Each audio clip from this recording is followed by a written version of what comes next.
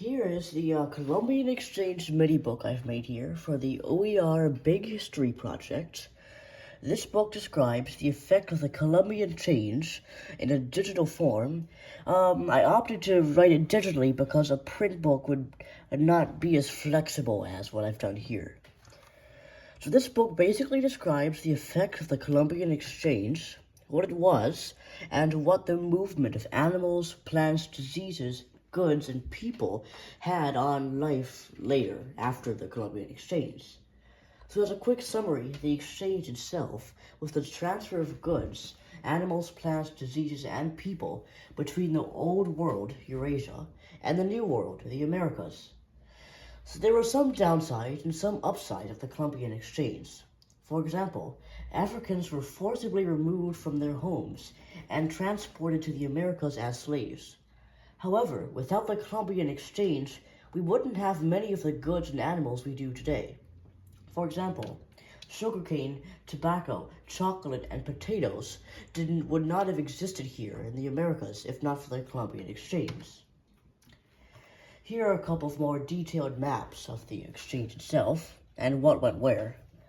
So from the New World to the Old World, beans, corn, cocoa, peanuts, peppers, and similar foods.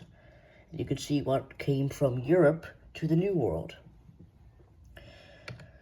And then we go over the short, intermediate, and long-term events that took place in the Columbian Exchange and the causes. Some of the intermediate-term causes included innovation in printing, which then allowed for greater collective learning and the promotion of ideas across the New World and the Old World. There were actually several lasting effects of the movement of people and the movement of animals. However, most of these effects were short-term. There were several effects of the movement, including the increased population growth in Europe with the introduction of the potato and more pressure on food suppliers in the food chain. The effects on the movement of plants included improved farm productivity, revolutionized cuisines, and the spread of American and Eurasian crops here, including potatoes, beans, and sweet potatoes, shown on this map here. And there were intermediate long-term movement effects for plants as well. There were also effects on the movement of animals, such as changed agricultural practices, improved diets, and in some cases, conflicts with native peoples after animals were moved around, which caused some tension on certain borders.